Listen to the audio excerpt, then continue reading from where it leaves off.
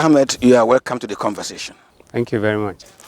I invited you because of what I think is an important conversation, which the Northern Elders Forum didn't kickstart, but threw its heart into the ring last Sunday. You addressed the press regarding the attempt by the 9th National Assembly to begin again the review of the 1999 Constitution. It appeared to me that you didn't find that move quite necessary. Am I right? You're right. Okay. Why are you taking that position? Well, we normally pay very close attention to history. We're elderly men, we're elderly Nigerians, so we never do anything on the spur of the moment. When something happens, we take our time, we study its implications for the Nigeria of today. We look at its utility in terms of the priorities of this country. And then we make a statement. Sometimes we don't make statements. When we do make statements, they are usually targeted at the Nigerian people. We're not particularly close friends with this administration because we've said so many things in the past that is wrong with the way they're running this country.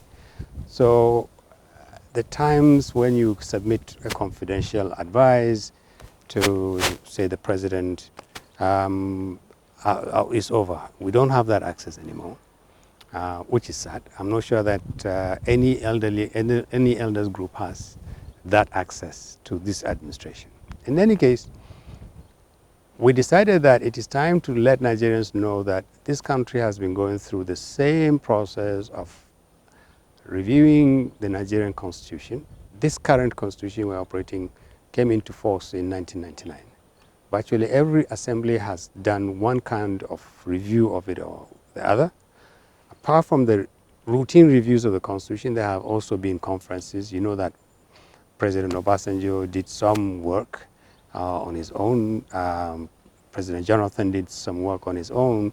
President Eradua did set up committees to look at electoral reform. There are many, many committees on looking at security.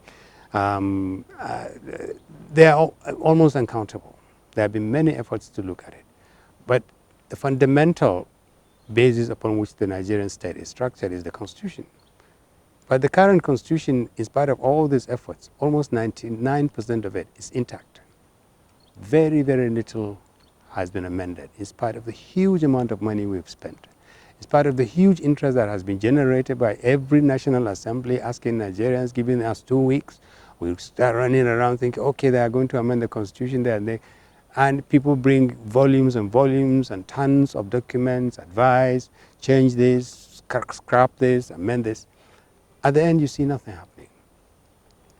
And yet, of all the times that Nigeria has needed change in its constitutional makeup, in its structures, in the manner in which groups relate to each other, there's never been more pressing time than this.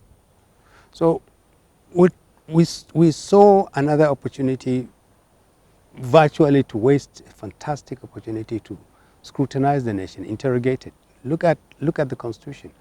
But they're using this in the old way, and we knew not what is likely to come out of it is not going to be positive. And so we decided rather than go to the National Assembly directly and saying, Your Excellencies, your honorable senators, please don't do this. We didn't believe they would listen to us. They would say, look, if you're not interested in bringing your memo, other Nigerians are. And we're going to do this. We budgeted for it. We're going to do it. Other people have done it before. If you have no faith in this, too bad. We're going to go and do it. So we went to the Nigerian people to say, first of all, this is going to be a waste of time. And we have solid evidence on the ground to prove it. 2, there are better ways of doing this. 3, it's even more imperative now that Nigeria interrogates the constitutional basis on which it exists and the structures that it exists than all the other times that we've existed as a nation. 100 years. 120 years Nigeria has lived as a country. We have never had a constitution that is a constitution that is made by the Nigerian people. It's usually made by the colonialists or by politicians, now by legislators. and you get what they want you to have. So we raise hopes, get a lot of ideas, a lot of documents, dump it in the National Assembly, take it to the villa, and you don't hear anything. This is why we went to the Nigerian people to say, this is a waste of time, this is going to be a waste of resources, there are better ways of doing this, and we advise that the National Assembly and the executive arm of government should allow this process to produce something that is genuine, that is new, and that is substantive. And this is the reason why we went with that press conference. Now, Dr. Ahmed, you said the Arewa group, the elders group, the Northern Elders group, thought that there are better ways of doing it, that the routine review will not produce the kind of result, since previous ones, in fact, did not produce anything to go by. But you also said that there's no better time than now to interrogate the Constitution, which is the basis of our relationships. Isn't that a contradiction? No. Okay. The manner we've operated this Constitution from day one had shown major areas that require interrogation. We're talking about 20 years, 21 years. In those 21 years, have become manifest in the manner we run this Constitution. And if you go out of the Constitution, the political process has also become more challenging. There are massive issues at the political level that require resolution at the political level, as well as being reflected in the manner in which the Constitution will be amended. And now we're facing a situation we've never faced before. You have massive distances between groups or elites. You have huge, frightening arguments about, if we don't have this, we're going to do this. If we don't have this, we must have this. We can't. And the disarray at the political level has never been this serious. And our concern is that cosmetic treatment of the Constitution is not going to address the fundamentals of the issues that inform these quarrels. And if you just go around and paper over the cracks, a few cracks, what you think are a few cracks on the Constitution, it's not going to solve the problem. You need to allow Nigerians to talk about what is it that really is wrong. A Constitution is the product of a discussion. If we never had a chance in the past to ask Nigerians to actually discuss this, and I'm not just talking about the elites, the lawyers, the committees, whatever. Let those people work, produce something that they think reflects what represents the interests of Nigeria today, 2020. What are the challenges? What are our priorities? What is really the problem with the way we live? What do we need to do to address those problems? How do we move on? What concessions do we need to give to each other? What kind of assurances do we need to give to each other? What is wrong? What is the nature? How has the nature of the federal system worked? Why hasn't it worked the way we wanted it to work if we don't think it worked? And those are fundamental questions, and they cannot be resolved by politicians alone. Look, politicians are voted by people. They were just citizens before. They asked us to trust them, to look after us, to look after our security, to look after our welfare, to look after the economy. There's nothing wrong in saying to these people, listen, come back and listen to us. We want you to go and look at the structure of the federation. We want you to look at the cost of governance, for instance. How much money are we spending to keep 37 governments, one federal government, 36 states? How much money are we spending on two, the Senate and the Federal House of Reps? What is the value of that? Do we need 36 states? Do we need regions? Do we need, and how do we want to structure the economy? How do we want people to live in a way that makes them feel more committed to the Nigerian nation? What are our fears, both about each other and about politics? What is wrong with our electoral process? Why is it that we always fight over elections? How do we amend the electoral process in such a way that leaders that emerge from that process are genuine, they're legitimate, we know they won the election, they didn't just rig it? Why is our political process increasingly producing less and less quality of leadership? Those are serious issues. Those are the kind of issues we need to spend time on. Some of them will be reflected in the Constitution, some of them will be reflected in institutions that the Constitution encompasses. So that's the kind of dialogue we need to have. Not about people, senators sitting in their rooms and saying, hey, Nigerians, we're giving you 2 weeks, bring ideas, we bring ideas, and then we run over each other and we're all running around to give them pieces of paper, and pieces of paper that don't produce anything. So there are fundamental issues that we need to talk about.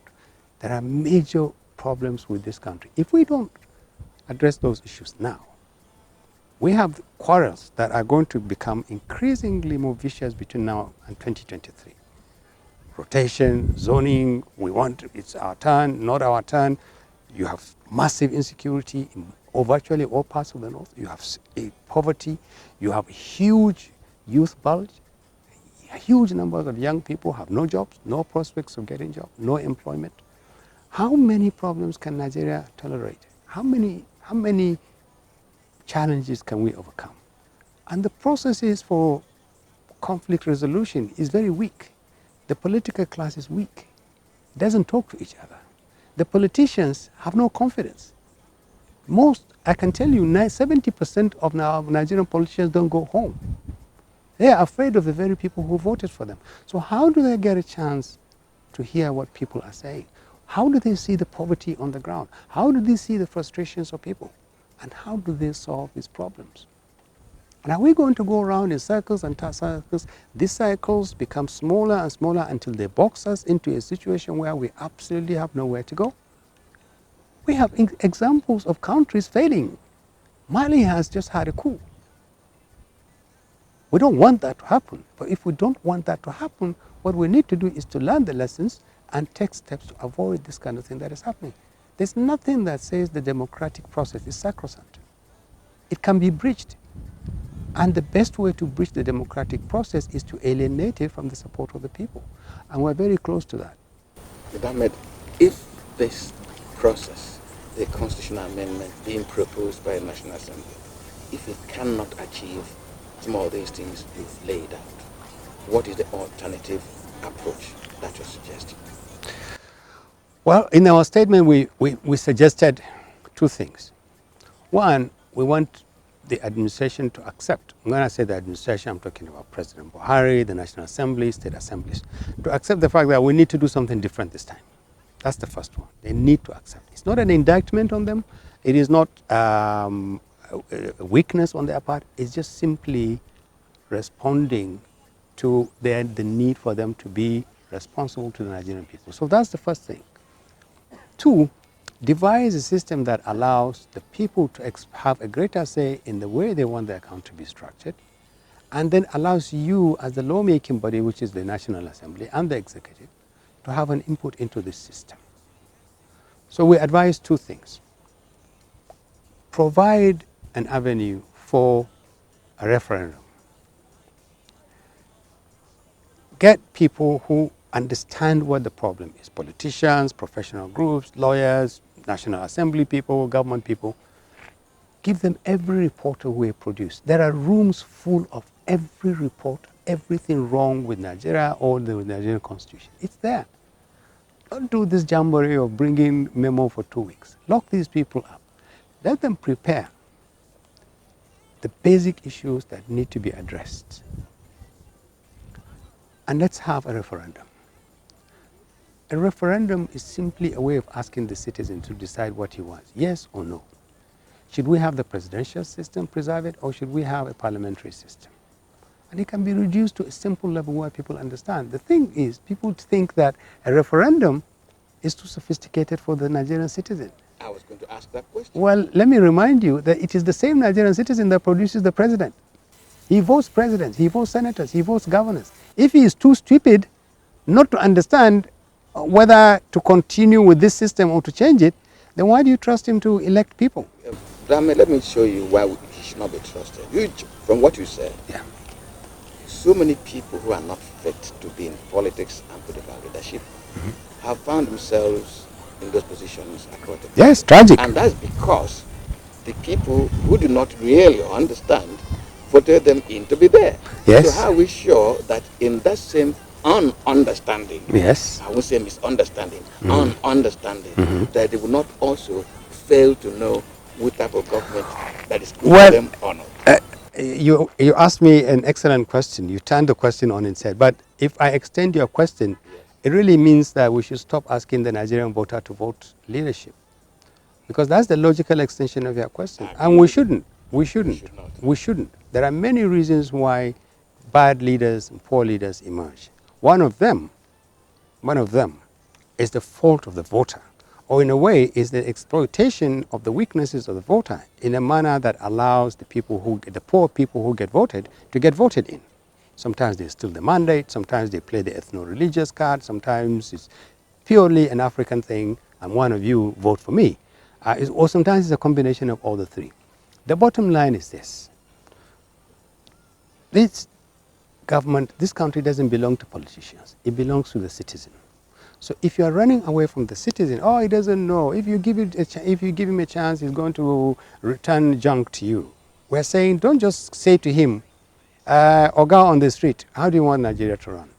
Get the experts, get the people who genuinely, trusted people, elected people, nominated people, appointed people. Let them take every report that exists on the ground and also take into consideration our current and contemporary challenges. Let them look at them, reduce them to maybe 50 issues.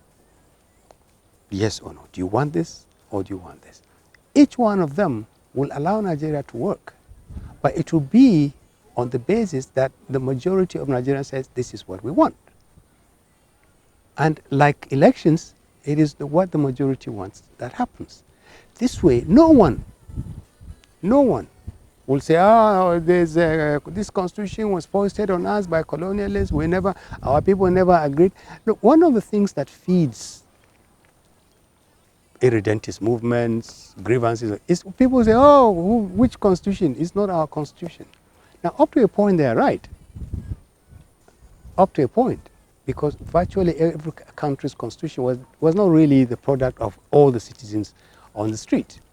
There are leaders who got together and drafted something and said, okay, this is our constitution. Even the United States, we the people thing.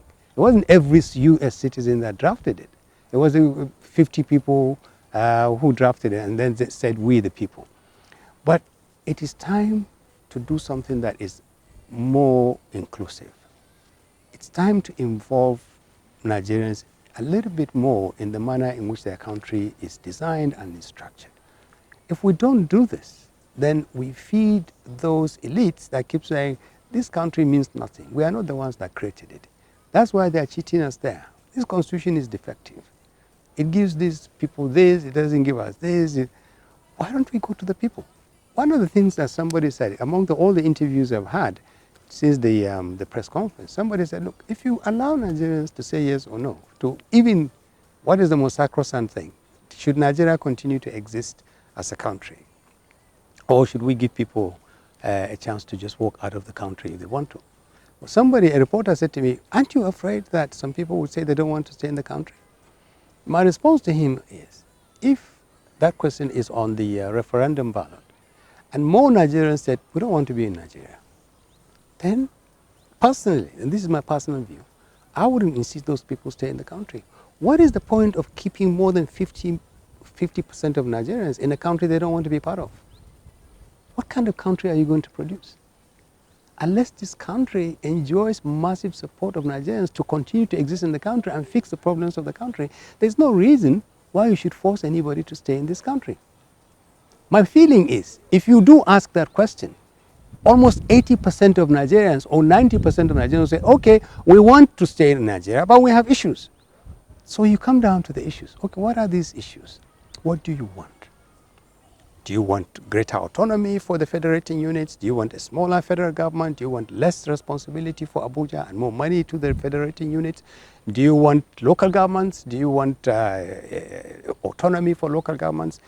There are many things we can do to improve the quality of governance, the quality of the economy, the quality of our relationship. Why wouldn't a northerner, why wouldn't a Fulani man, my brother, why can't he go to Abia with his cattle? Respect all the local rules and laws. and not necessarily be demonized just for being Fulani. Why? Why does an Igbo man who has lived all his life in the north, who is earning a living, living in peace with everybody, why does anybody have to look at him and say, if you touch a Fulani man in my area, you will leave this place? Why are we still threatening each other with identity politics? Something is wrong. And it is the elite. And what our statement said is, why don't you bypass this particular elite for now and ask the ordinary Nigerian? And you will be amazed at what will come back. But if you don't confront your worst fears, you will continue to live with them. And it is time for Nigeria to confront these fears. There's nothing to be afraid of. My personal opinion is that this country is too deeply rooted for anybody, more than 5–10% of Nigerians, to say we want out. And if 90% of the people say no, the sanctity of the Nigerian state cannot be questioned.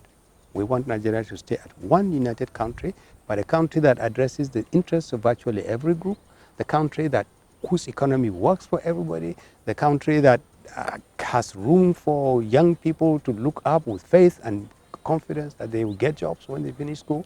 Everybody will live in peace. And that's the Nigeria we want. This is a great country. It is worth salvaging and is worth living in. If you don't think it is a good country, just take some people who are saying, this useless country, especially our young people in the social media. Take them to a few of the West African countries. Let them stay there for 2 weeks. At the end of 2 weeks, you ask them, do you want to come back? Leave them. They will literally walk back to this country. They don't have an idea. Now we have huge numbers of young people who have grown up on nothing but hate and bitterness. And their targets of hate is each other. Oh, we are like this because these people from this part of the country have done this, these people. That's what we feed them on. They don't talk about this great nation. They don't teach them history. Your senior generation to ours, and our generation grew up being taught about how great this country is. I would give my life for this country today. Today, if it's necessary, I'll give my life to this country. I believe Nigeria should be a great country, can be a great country, but we need big thinking. We need courageous leaders. We need good leaders, but a good leader must emerge from a credible electoral process. Something is wrong with our electoral process. Can we fix it between now and 2023? How do we resolve this argument about, presidency must go to the southeast, it must go to the southwest, as if it is an errand boy, you just send him, okay, go there. What happens to quality leaders who you can find everywhere in the country? What happens to the rights of Nigerians to vote? You can't go and tell Nigerians, sorry, Northerners, the southeast or the southwest wants presidency now. So all of you, just go and vote for this kind of person. No matter how much the politicians want to haggle and negotiate between themselves, it's the voter who holds his voting card. He was going to decide. So there are limits to what the politician can do. But the problem is that politicians have boxed themselves into such tight corners that sometimes when they don't get what they want, they just weave up a lot of sentiment and a lot of hate. And now it's coming back to haunt us. Okay, Ahmed, we're back. You're watching the conversation on the Signature Show on AIT.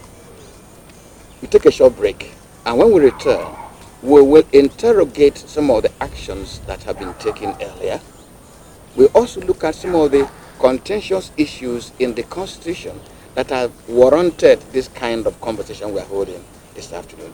Stay with us. Signaturetv.org. Breaking the news, following the news, analyzing the news, 247 round the clock, all on the go. Signaturetv.org. News in your pocket.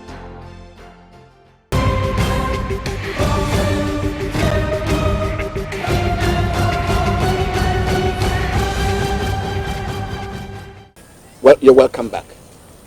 Now, over time, there have been arguments that what Dr. Ahmed is saying have really been done time and time again.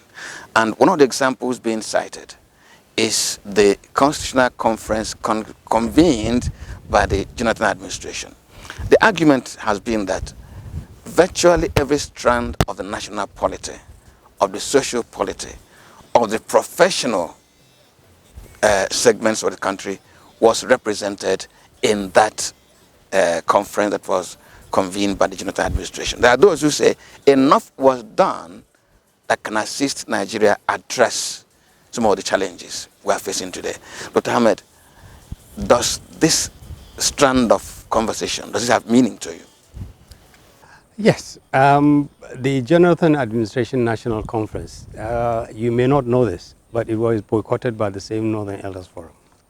I don't want us to sound like serial boycotters. No, serial protesters. Yes, serial protesters. Somebody called me 2 days ago. Somebody said, "Oh, so you people are rebels?" And I said, "Well, if saying something is wrong is rebellion, I wouldn't use the word rebels, but I would say I'm very proud to be called that." Before even the composition of the people who participate in that, it was not reflective of the setting in the country. If you go back and read some of the criticisms against the composition, the nominations, the people, you will find a lot of serious misgivings about. Some of those misgivings actually had, and the output reflected those foundational misgivings. For instance, there were more Christians in that conference than Muslims. There were more people from the southern part of the country than from the northern part of the country. You could say it doesn't matter, a good idea is a good idea. Well, it's not good enough. It must be a good idea coming from a good man from a good place. And the good place is usually that it is representative.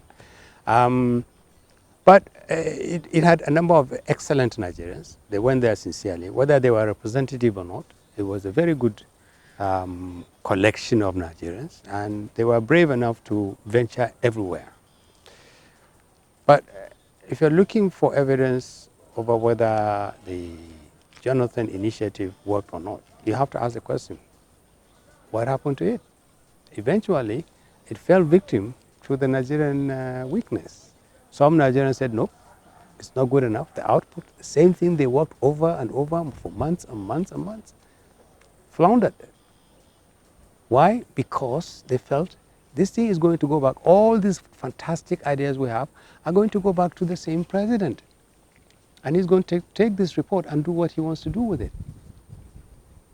If he chooses, you could just dump it and do absolutely nothing. And that's why you recommend a kind of referendum. Exactly. To take it to the people. Absolutely, absolutely. Because look, I have that report. I wasn't a delegate. I deliberately said I was nominated and I said, no, I'm not participating in it. I looked at the manner it was. Remember, there was also the Obasanjo conference. And it floundered on what? Because people saw evidence that it was going to make room for a third term. And people said, no. And there were excellent recommendations in it. The flaw in Jonathan's conference was simply that they thought this thing, we're not sure that there is no hidden agenda in it, it's not transparent enough. That's why we're saying, avoid this kind of conclaves.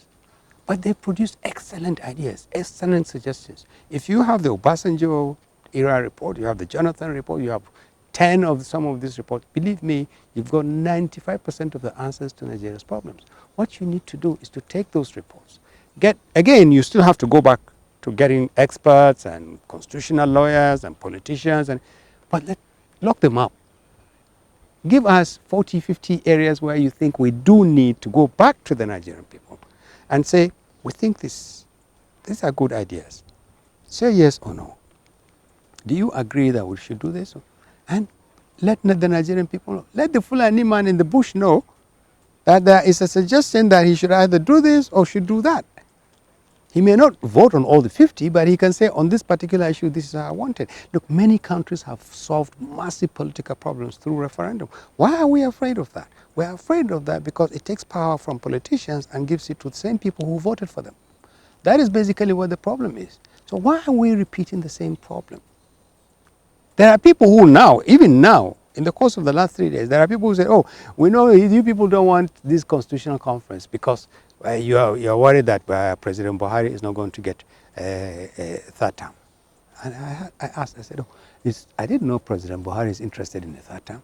I thought the president can't wait for his second term to finish so that he will go. Though the way he's running this country, especially for us in the north, with all this insecurity, with the poverty and the hunger. If I was President Buhari, I would be counting the days. Because I'm not too sure that between now and 2023 is going to come out with a magic wand that will address all our problems in the north or anywhere else in Nigeria.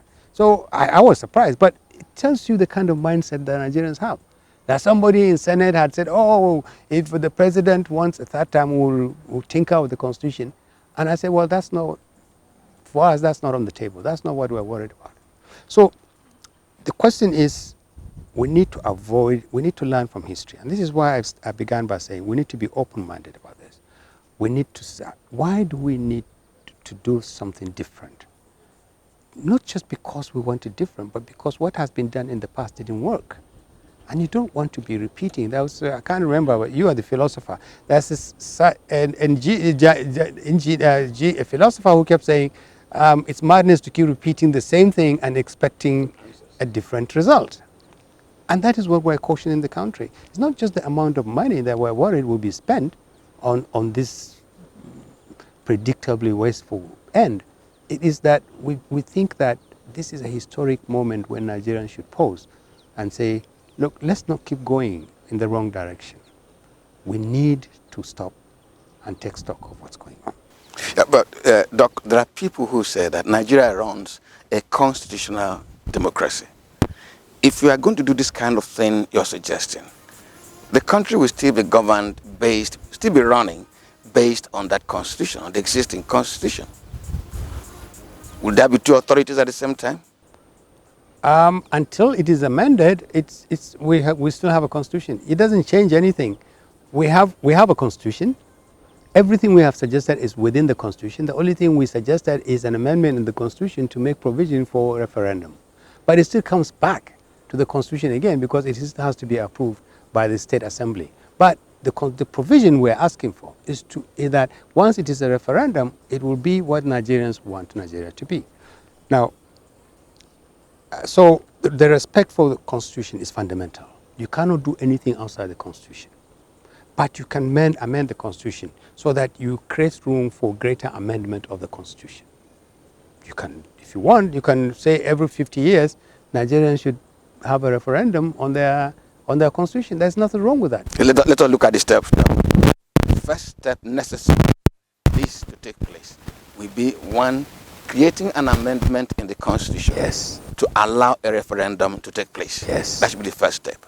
Then the second step is then getting these eggheads or knowledgeable people to look at all the documents and look at the constitution and determine which areas and politicians and determine which areas that Nigerians need to vote on in a referendum.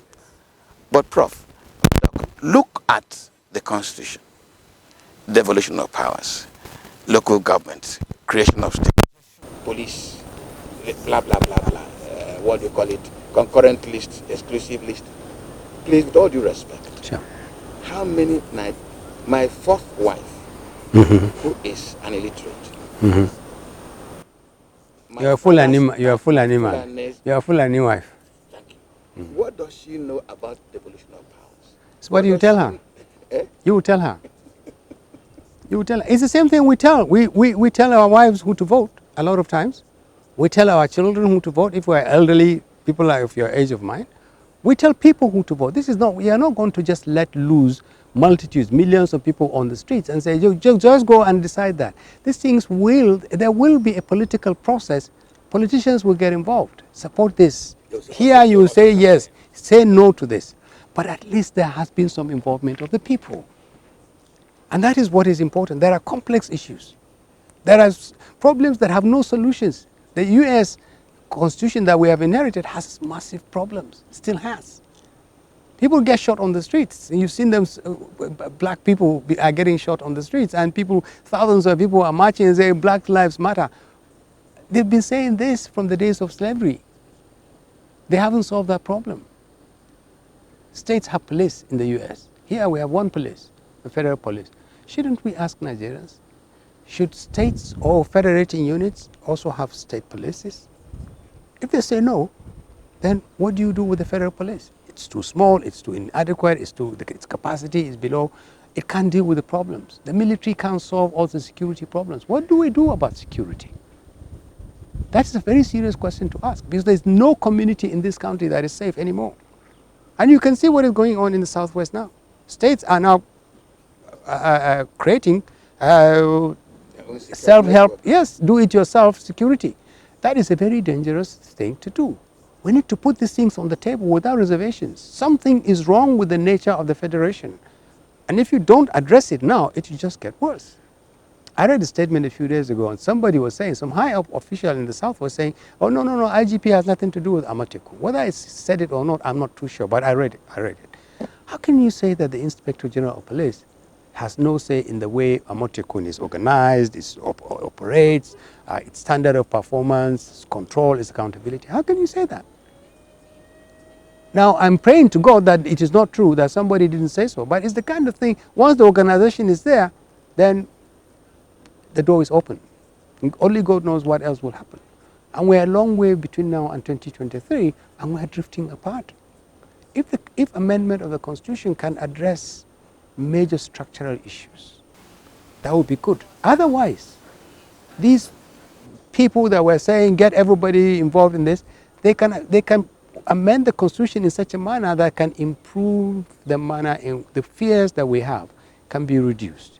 The suspicions we have about each other can be reduced. We can feel more at home in a country called Nigeria because we believe that some of our concerns have been addressed. There will never be a perfect country. No country is perfect. Dr. Ahmed, I'm going to close this conversation with a fear.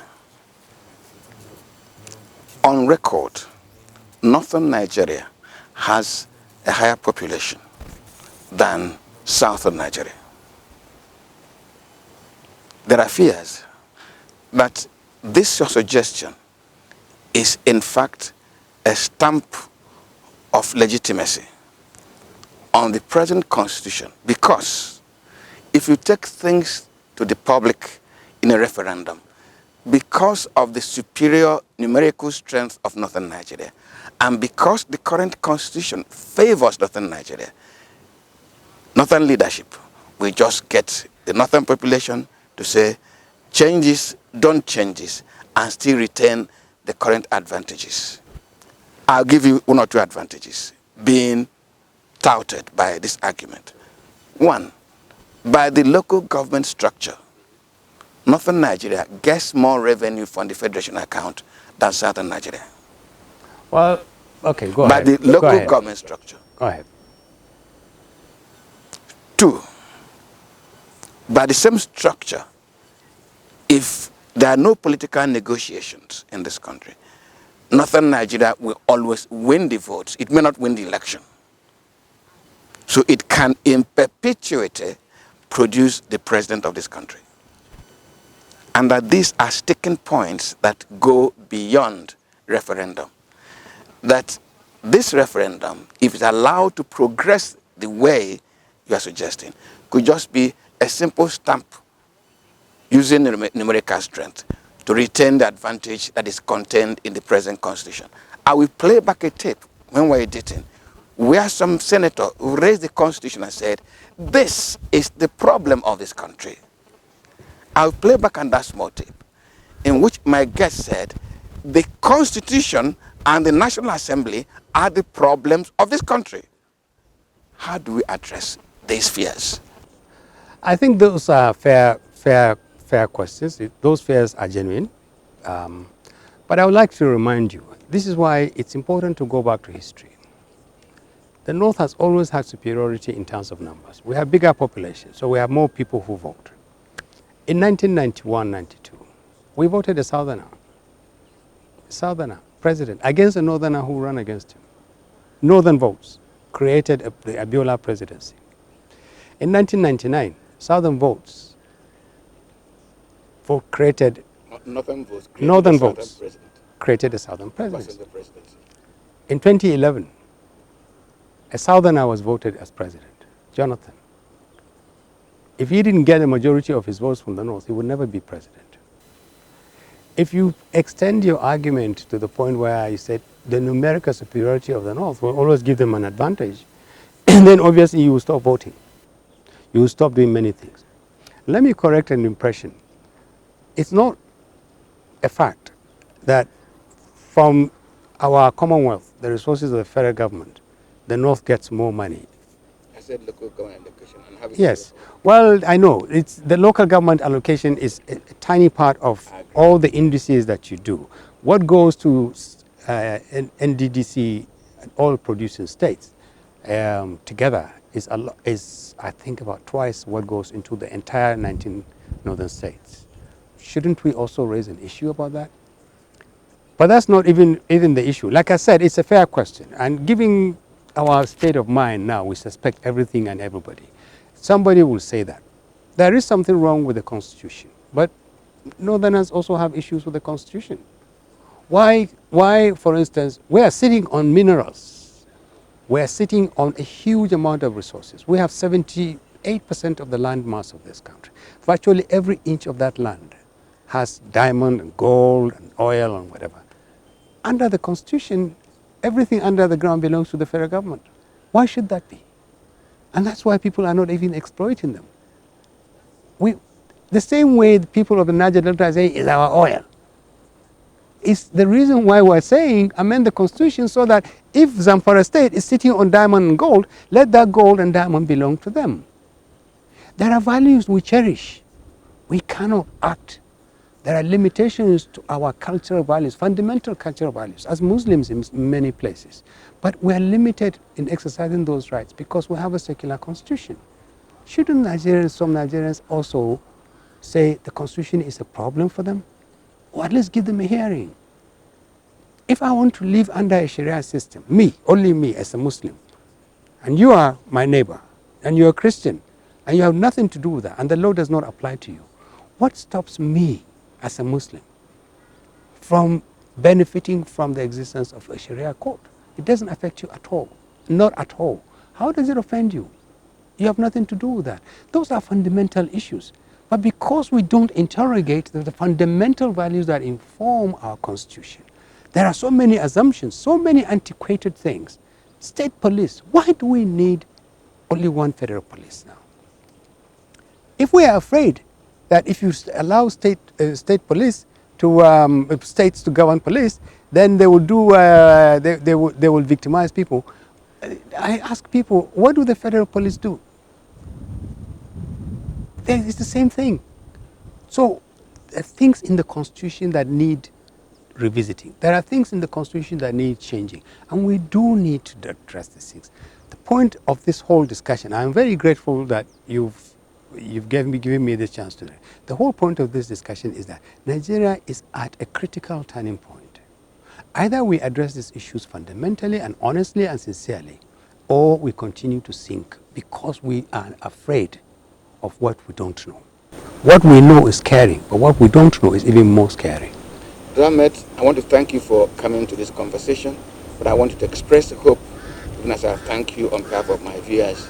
Do you think that Nigeria can redeem the expectation of the black man to be an umbrella nation for the black race? Absolutely.